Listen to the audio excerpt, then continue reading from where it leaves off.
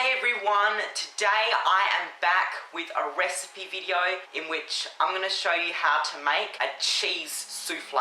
Now if you don't know what a souffle is, it's pretty much an egg-based dish that can be sweet or savoury, but there's a little bit of a twist because I don't have an electric beater to beat egg whites in, and I also don't have a ramekin or souffle dish to cook the souffle in, so I've had to improvise here and there where needed, but I still hope you enjoy this recipe video, and let's just get straight into it. Okay, so you're going to start off by preheating your oven to 180 degrees Celsius or around about the moderate oven temperature range, and set it to fan forced. Next, what you're going to do is you're going to take 10 grams of butter and just measure this out on a scales. It doesn't matter if you use salted or unsalted butter, just 10 grams of butter, and we're going to put that into a saucepan, and then we're going to just put it on the stove,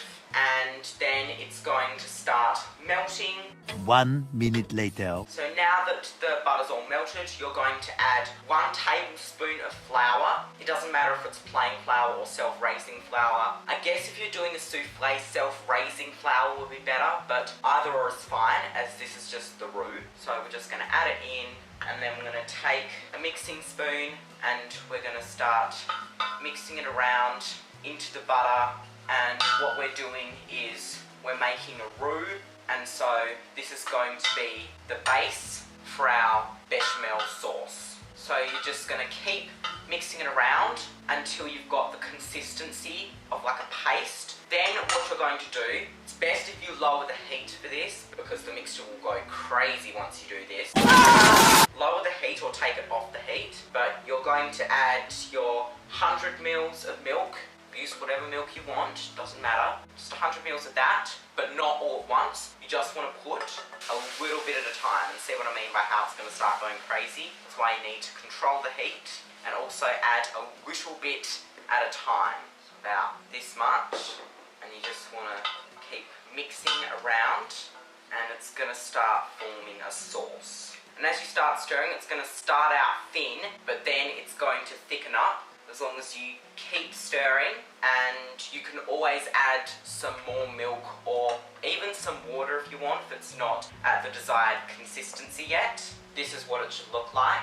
Next, you're going to add 1/4 cup of cheddar cheese. You can always add more if you want to make it a little cheesier, and then you're just gonna stir that into the sauce. It'll start melting, and this will also help thicken it up a bit if it hasn't done so yet. So once the cheese is all melted, you're going to add 1 tablespoon of Parmesan cheese. Again, feel free to add more if you need to. Stir that around throughout the sauce until that's melted as well. And feel free to add something like chives or other types of herbs to it for more flavour, but I can't be bothered.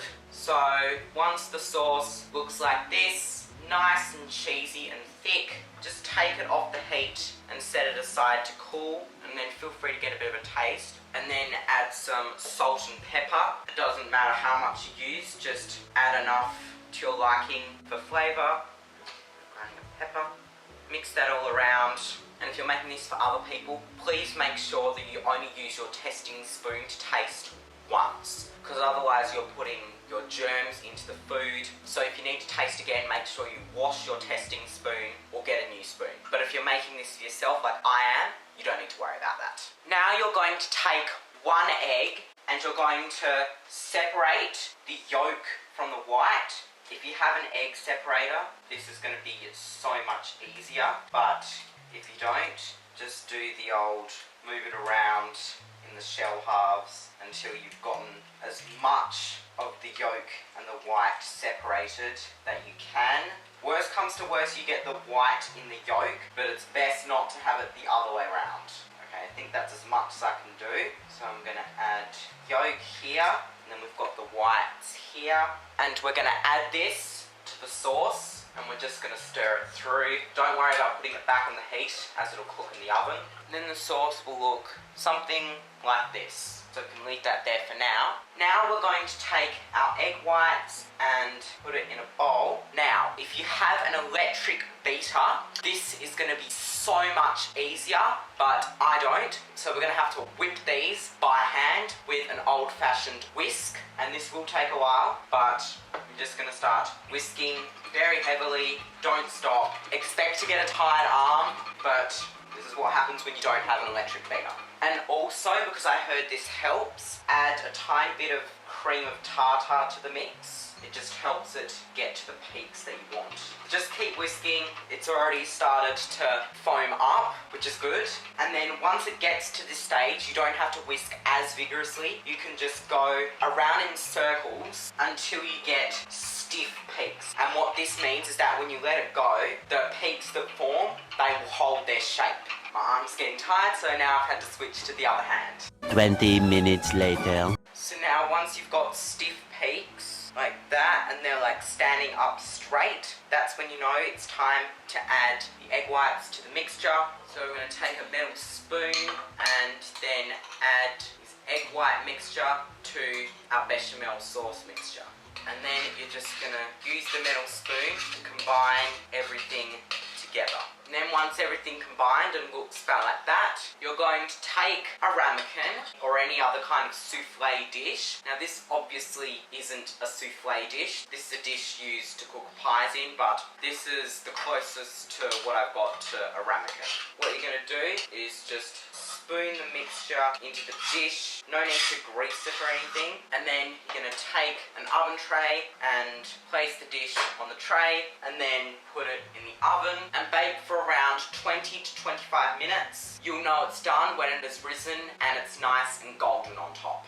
Many minutes later. So after enough time has passed and it's nice and golden on top, you're going to take it out of the oven and voila, your cheese souffle. Now because this dish is too big for what's inside, it hasn't risen to the top and it is starting to deflate because that's how souffles work. So once you've taken it out of the oven, be sure to eat it immediately. So that is it for this recipe video on this cheese souffle. It's so delicious, so cheesy, and it actually turned out pretty well considering the limitations that I had in making this. And I hope that you all try this out at home and let me know how it goes. But thank you all so much for watching. Be sure to give this video a like if you enjoyed and subscribe and hit the bell so you don't miss any new videos. So, till next time, in my next video, I shall see you then. Goodbye.